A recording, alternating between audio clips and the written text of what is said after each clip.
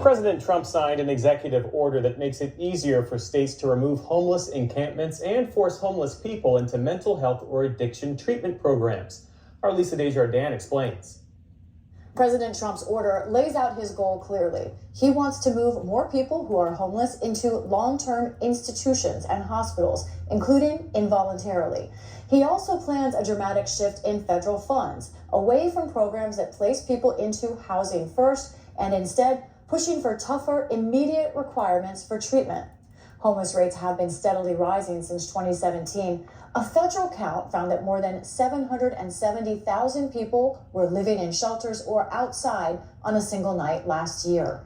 For more on this latest executive action and what it may mean, I'm joined by David Ovalle, national reporter focusing on opioids and addictions for the Washington Post. There is a great deal in this order, David. First, does President Trump have the power to either encourage or tell states that they need to put more people in institutions, even involuntarily?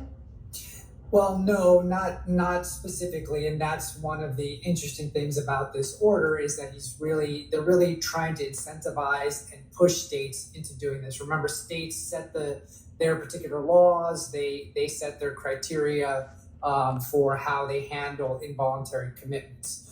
So really, this is a state issue, but the federal government certainly has a lot of sway, and they can, for example, in the executive order, they talk about prioritizing grants for states that or jurisdictions that comply with this order and crack down on open air drug use and other things to combat quote unquote vagrancy on the streets. So certainly there are sort of incentives they can do to kind of push states to doing this, and certainly Trump has a lot of sway, particularly among red states. So if states feel like they're going to benefit by implementing a more robust involuntary commitment program, then they just might. What does President Trump say he is trying to do here, and how does that mesh with what we know about substance abuse and mental illness in this population in particular? Well, I think Trump's message is something that does resonate with a lot of people, particularly as we've seen in cities where there are people camped out on sidewalks, where there are people who are clearly grappling with mental illness in a very visible public way.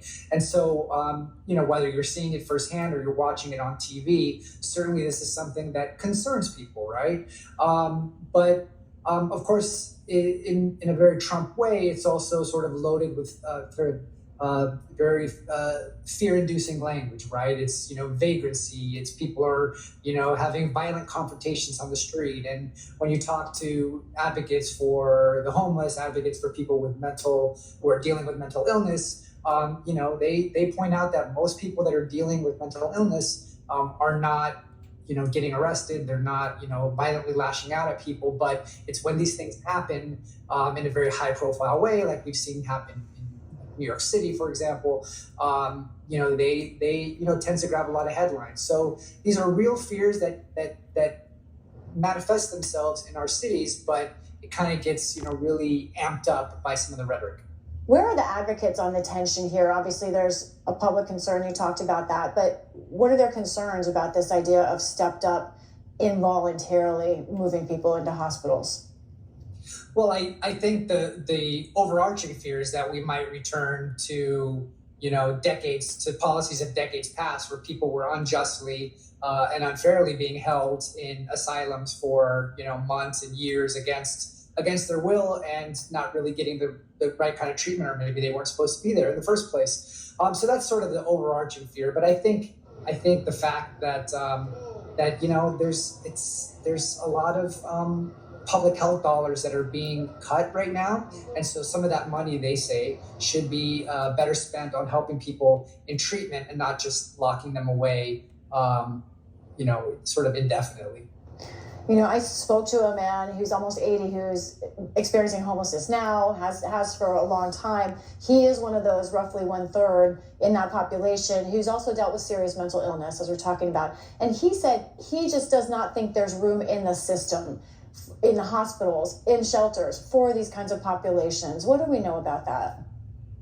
Right. Well, there is limited bed space, and in Florida, where I'm normally based, you see, there's been a lot of forensic hospitals that have closed because there has been this push in recent decades to get people out into the community and to get them getting treatment out in the community and not in a locked up facility. So there really is not a lot of bed space. And with budgets being strapped the way that they are these days, particularly with cuts coming from DC, it's going to, states and communities are going to be hard pressed to really build those facilities and be able to meet the needs of the people that are looking to be, that people want to put away.